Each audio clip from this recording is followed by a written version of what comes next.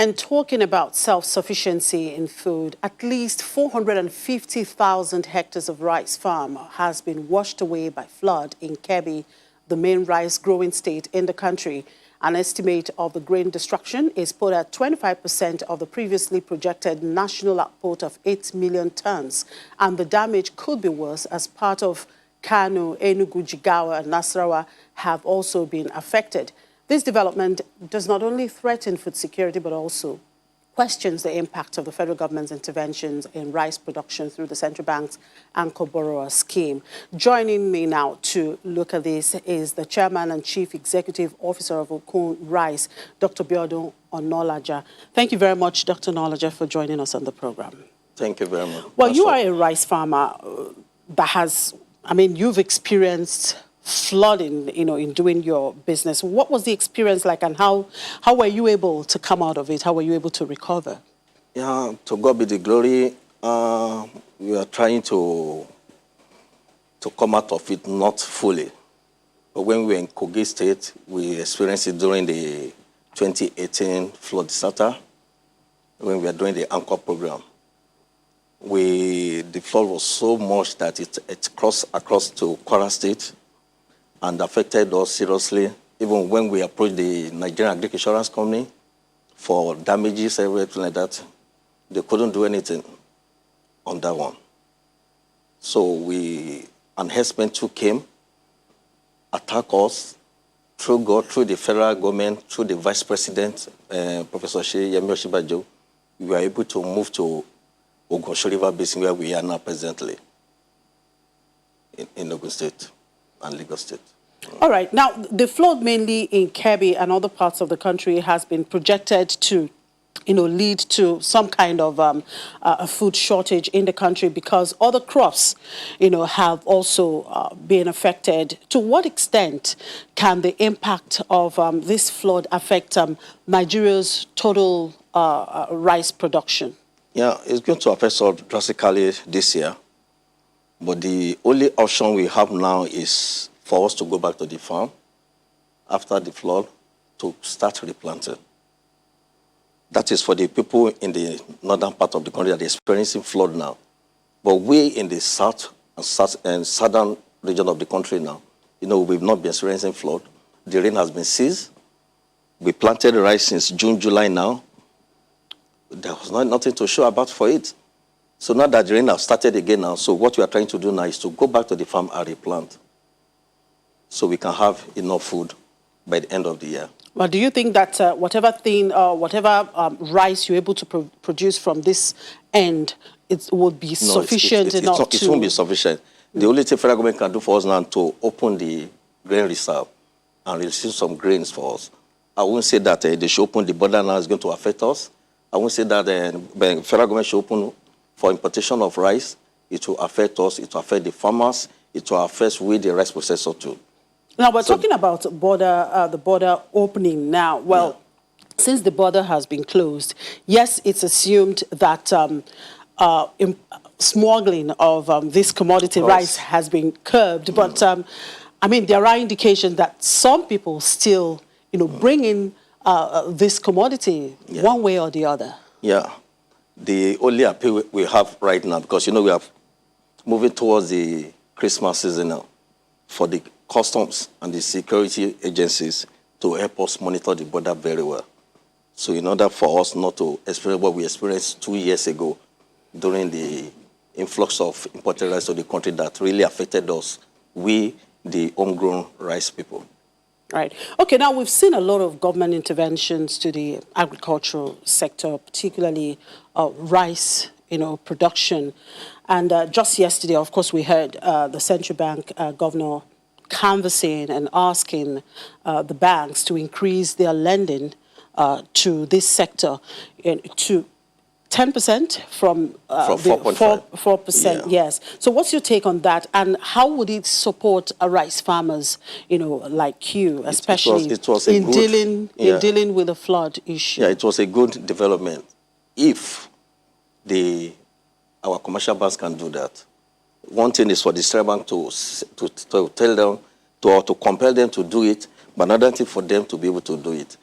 Not that they will not they will not do it, but the conditions, strict conditions they will put on it, like a collateral, bring this, bring that, it won't take us to anywhere in this country as a farmer. Now, even with the 4% that you were getting from the banks, what has it been like, accessing loans, from these commercial banks? Only the only loans that we are able to get now is the one that comes from the intervention fund for the federal government through the CBN. That's the anchor borrower. Paddy aggregator scheme for the Refund Rice Processors Association of Nigeria. Then from the Refund Rice Farmers Association too. Those are it's only federal government that is driving this agriculture very well. Now, for you as a player in this sector in rice production, how would you assess this anchor borrowers program of the central bank? Do you think it has really done well? It has really done well, seriously. Initially, when we started, they didn't get it right. But now with the method put in place now, getting the farmers directly, getting their numbers directly, giving them inputs directly is really helping now. Well, talking about inputs now, the issue of mechanized farming, that's what a lot of people have been canvassing for. So we have, there's no commercial farming, really, basically. Right. So how do you people deal with that? Yes. Federal government, through CBN intervention, they've already tried. State government, they need to be fully involved. If we, the private sectors, can be mechanized, each state in this country has the potentials. Each state governor has the potentials to be mechanized. It's one thing for state government to say they are going to give land to farmers. But farmers, how many farmers can afford to do land preparation, to do land clearing? To clear 1 hectare of a land, of a farmland, is cost about average of 250,000 naira. Where would they get it? So federal state government should be involved. See what Ogun state government is doing on mechanization. Ogun state government will give you land. They will do the land clearing for you. They will do land preparation for you. That is the way. Then farmers cannot come in with their inputs, which through the CBN, through the intervention fund, then they'll be able to manage the whole thing. All those hawkers on the streets, they can factor them in, and this will reduce the unemployment rate in the country. Each local government can do it through the state government. They can have a farm settlement where we can put all these people there, let them work. If it's the you are paying them every month, it's better than for them hawking pure water and plantain chips on the road. All right, let's look at the issue of the price of this rice. It's a major staple. I mean, everybody eats rice. And when the federal government came up with the idea of, look, we don't want this rice importation. We want to be self-sufficient in rice production. And so if we're able to produce enough, so we could buy this rice cheaper, right? So, but over time, we have seen that even the local rice seem to be even be more expensive. Yes. Demand is more than supply. It still boils down to us to go back to the farm, do proper mechanization. That's the only way out. Federal government can give money, but federal government cannot come to Lagos State or Ogun State to be doing the land clearing and land preparation for the farmers. If you can do that, if you can go mechanize, you have enough food in the whole country. There is nowhere in this country that we cannot grow rice if there is water there. And there's no water, you can do tube wells, you can do boreholes. But no farmers can do that. It's state government intervention. Let them to contribute what federal government is doing. Let them comprehend it. Now let's come back to this issue of flood. How would that impact the agreement between Kebbi and Lagos State, for example, on the production? We have the lake rice. Yes. Yeah. What I know about lake rice, Lagos State government is putting in their own mill now. I don't think the lake rice thing was during the last regime, but this government, I don't think they are doing that. And if they are doing it with the flood that is affecting everybody now, it will affect them. Now, but is there anything that can actually be done differently to prevent the flood? Differently, maybe by, if you know the prone areas where the floods are, we can shift. Because this thing has been happening every year. They can shift to some areas that are very arable and durable for planting. For instance, in Kebbi now, we know Agungu is a prone area for flood. They can move a little bit closer from the riverine area. All right. So where do you see this development leading the country to? Now, do you see the federal government perhaps with this issue we're having now coming up to say, okay, fine, let's reopen the land border? To open do you see them doing that? No. I don't think it's good for us. Why? To open the land borders. Yes, now as it is, because a lot of people seem to be clamoring for that. But if you do that, it will jeopardize the amount of money they've already invested on us. But for now, you are not producing enough. Yeah, we are not producing enough now. But aside, right, there's another food. Like? There's yam. We have beans. How much of that? Gari. How much of that really do you produce?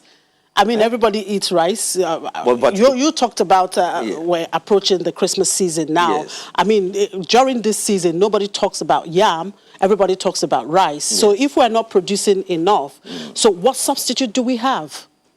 Well, the substitute we have, but if they do what they did for maize now, it's going to affect the whole rice chain. If they allow us to allow the importation of rice now, it's going to affect the money that CBN has been giving out for us for this intervention. So the only way forward is for all of us to go back to the farm as the flood is going down. Then let us replant. Rice takes just 3 months to harvest. If we still go back now, by November, December, we can still make it. Now, I want to believe you have an association. Yes. What kind of engagement do you have with either the state government or the federal government? We have a RIPAN, which is Rice Processors Association of Nigeria. We are the millers. Then we have RIFAN, Rice Farmers Association of Nigeria. Also, we have all Farmers Association of Nigeria. Those three parties, we work with the federal government directly on food supplies and interventions. But state government, I think they have their own way of doing things. But if you can work together with the state government, because the land belongs to the states, not the federal, and we are in different states of this country. If you are working hand in hand with the state government, I think it will help us out. Now, going forward, do you think Nigeria can ever attain self-sufficiency in terms of rice production? And if so, how do we move forward If you are very serious, if you take agriculture as a business, if you take it seriously, in collaboration with the state government, we can get there. Like I said initially, state government needs to be fully involved. They need to get tractors. They need to get bulldozer to bulldoze the whole areas for farmers to come and plant. That's the only way forward that I see. All right, thank you. And it has to be mechanized. All right, thank you very much. Thank you very much. Dr. Onolaja, that's the chairman and chief executive officer of Okun Rice. Well, we'll take a break now, and when we come back, we'll still look at the state of the economy. To stay with us.